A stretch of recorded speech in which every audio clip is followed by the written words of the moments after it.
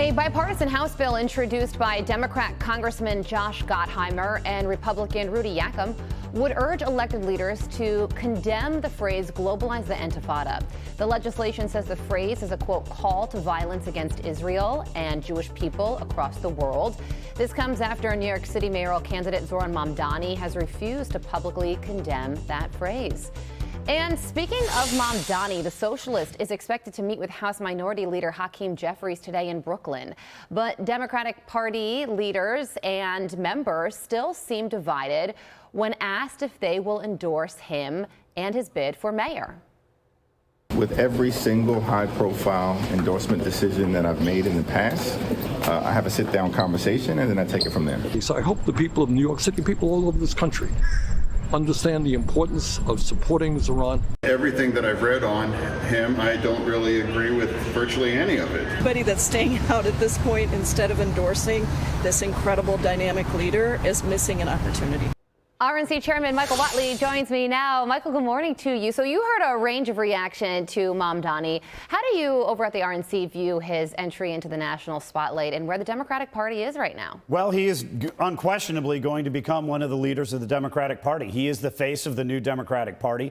We're seeing everybody put their arm around him. We're seeing endorsements. We're seeing people in line. They brought him down to D.C. like he was a national party leader last week. But these are the ideas that the Democratic Party has coalesced behind, and they are moving further and further to the left, and they're moving further and further away from their constituents and the American voters. Yeah, it may be a little too early to say that the midterm elections are just around the corner, but does Mamdani make things easier for Republicans? Well, what he does is he kind of shows the true colors of the Democratic Party. Right now, the Democratic Party is an open border, inflationary spending, anti-Semitic, weak America party.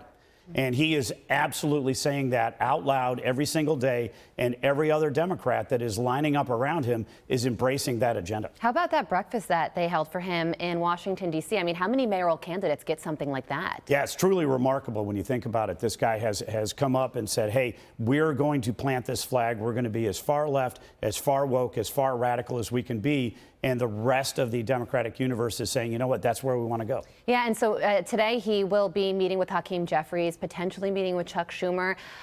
Get in the minds of these prominent Democrats. Do they endorse him? Do they not? And if they do, how significant would that be? I think it's very significant. I mean, look, the American people in 2024 rejected that agenda. They rejected that platform. What they want is a strong America. They want strong borders. They want a strong economy. They want a strong standing in the world. That's why they voted for President Trump. That's why we have a Republican House, a Republican Senate, who, by the way, are delivering for the American people every single day. That's why President Trump is at record highs in the polls right now. That's why the Democrats are at record lows in the polls right now. And the Democrats have not learned a single thing from that 24 election cycle. They are doubling down on that same failed agenda across the spectrum of their leadership. Yeah, it feels like that really is where the energy is right now. And if Mamdani wins, could that affect other elections nationally? I mean, if a socialist candidate wins in New York City, would donors start putting money in other socialist candidates? There's one running for mayor in Minneapolis as well.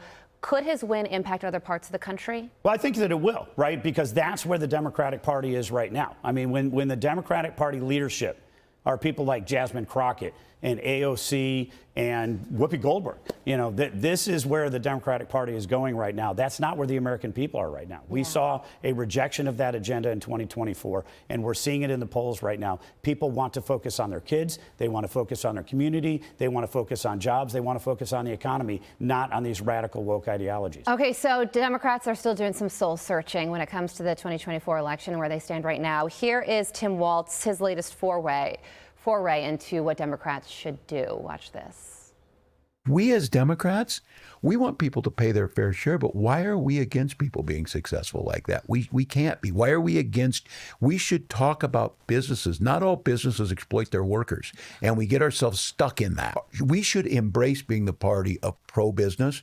We're just simply talking about all businesses.